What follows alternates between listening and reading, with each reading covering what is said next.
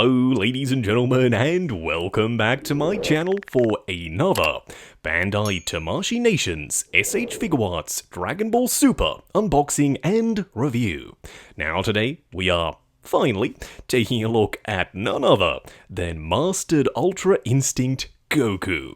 That's right, I've seen the comments on pretty much every one of my Figuarts reviews. Someone said, "Hey, Justin, when are you doing Ultra Instinct Goku?" Well, my friend, today is the day. Now, if you are heading down to the description, why not hit that subscribe, bell notification icon, and join button so you're notified as soon as a brand new review goes live on the channel. As for the box art, it's done in the typical SH Figuarts Dragon Ball style, meaning an open window with his name printed on top, an image in full color of the figure, plus some black and white images that wrap their way around the side of the box, and a bunch more product shots showcasing various poses and accessories on the back. But we're not really here to dissect the packaging, we're more here to check out Goku himself. Now, I've been meaning to do this. I don't know why it took me so darn long to eventually review him, but yeah, I can't wait to compare this guy to other Goku figures. First, in-hand impressions. He looks really good. What we are going to do now, though, is get all of his accessories laid out in the light box and take a closer look at everything he comes with. Starting off with his blast effect first, he comes with one. It's been ages since I've seen a blast effect with a Figuarts Dragon Ball figure, but I'm really happy to see it here. It's a Kamehameha. Each of these spikes are kind of representing the energy surging out of the main ball. I like the sculpt, it kind of does look like energy. You do have specific spots that his fingers are supposed to peg into, right there, and each of these spikes are keyed, so they only go in one way. No need to worry about stuffing it up, it's pretty simple. Now, it is cast in a rubbery plastic for the main section. These are a little bit harder, so do be careful not to snap them. And the entire thing is, of course, translucent blue. You do get a bunch of different faceplates. This one is the neutral one. I like the silver eyebrows and the silver eyes. They're really detailed and they're also really tiny. You also have a couple of scratches on his face and cheeks, and even a wash in the crevices for his ears. That's not something I've noticed before, but I really like that touch. Don't worry, we will try all of the faceplates on the figure a little bit later, because as I mentioned, we do have 4 of them. You also get a full array of hands ranging from ki blasting, fully splayed out like these ones, to martial arts hands to close fists. They're all cast in skin-colored plastic, they've got sculpted in nails, and even the little wrinkles on the fingers. What we are going to do now, though, is get Goku himself out here. Standing straight up and down in the light box, no crazy poses or accessories or anything like that. Mastered Ultra Instinct is kind of a weird one. It's not the usual type of transformation that's like, oh no, Goku's in trouble, he's battling someone, he's running out of power, how is he going to beat them? Well, better just chuck him another transformation. This isn't that. This is his mastered form of Ultra Instinct. He's learned to trust his body, and his instincts kind of make sense given the name.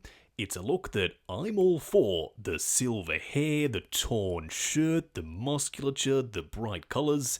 It's not going to be for everyone because it's super different, but it's definitely for me. Up close and personal, kicking things off with the head sculpt first. I really like the hair. It's kind of classic Goku, but ultra instinctified at the same time. I know that sounds a little bit weird to say, but it's kind of stylized, but instantly recognizable as Goku. I also like the little subtle lines sculpted in, plus the bright silver paint. It reflects the light beautifully. Now, he does of course have multiple faceplates. This one is the neutral one, potentially my favorite, but for some of the other options, this one is kind of in the same vein, a neutral expression, but this time his eyes are off to the side. It's something a little bit different. Goku is clearly getting progressively angrier, and he will even more so in just a second, but the gritted teeth faceplate, it works here. It's not my preferred option, because I more associate Mastered Ultra Instinct with a calmer, more serene sense of being. If you wanted to though, he's battle damaged. Could absolutely use this. Then of course, all outrage mode, Goku's mouth is wide open, he's screaming, you better watch out, like I said, he's about to kick some serious butt. The upper torso is fully exposed and he's ripped as hell. Of course he is, it's Goku. You've got the big pecs with the Goku nips, the abs down below plus the biceps. First time I've ever said nips on camera. You can also see a bunch of this scratching sculpted in from top to bottom. It's even on the neck and the faceplate, but it's a very Dragon Ball thing to do. I would have liked to have seen some shading, or maybe some blood where the scratches are. At the very least, it's sculpted, and it's done well.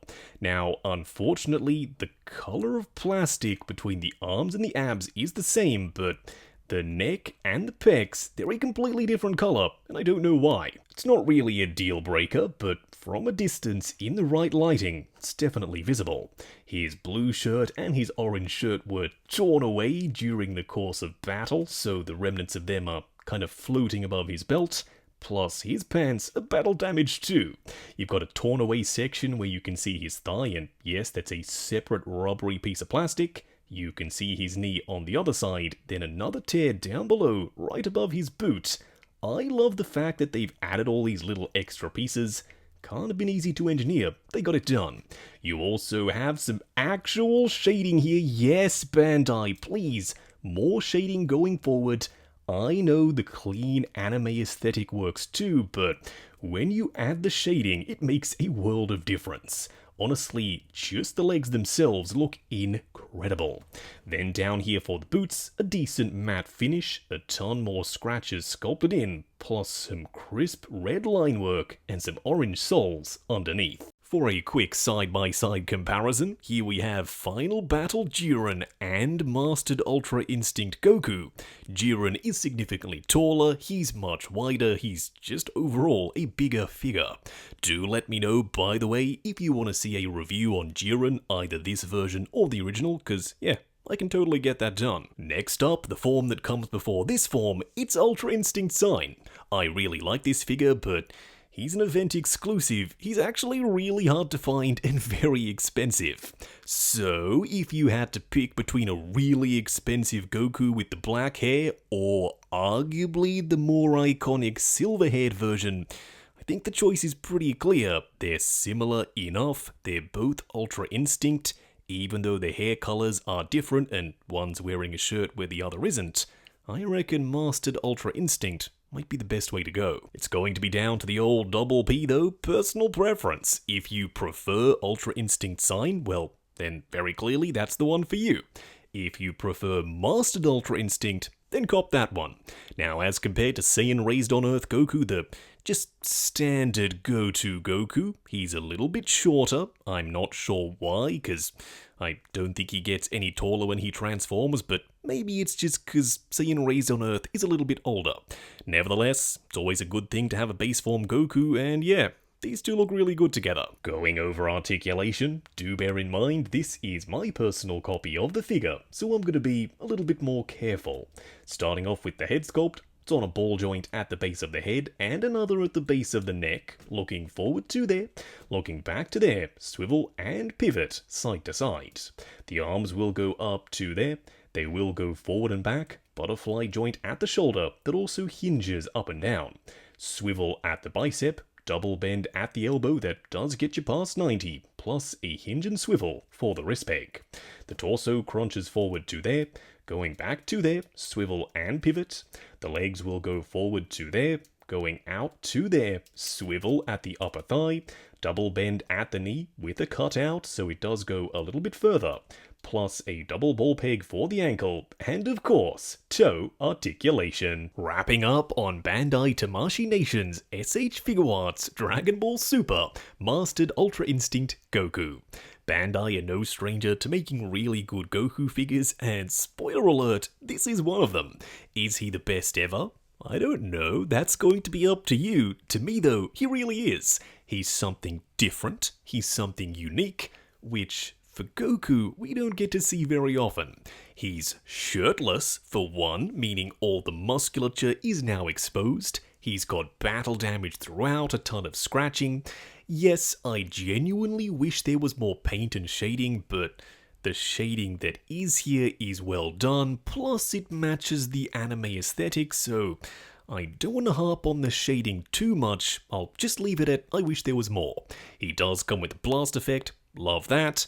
I wish there was a display base, there isn't. Overall, it's a slim package, but still a must-have in my opinion. If you're collecting Dragon Ball Super, if you're doing the Tournament of Power arc, how can you not get him? It's the new Ultimate Mastered Ultra Instinct form for Goku. Now if you are heading down to the description, why not hit that subscribe, bell notification icon and join button if you like the sound of seeing your name in the end credits of my reviews. Like, comment and subscribe and we'll catch you in the next video.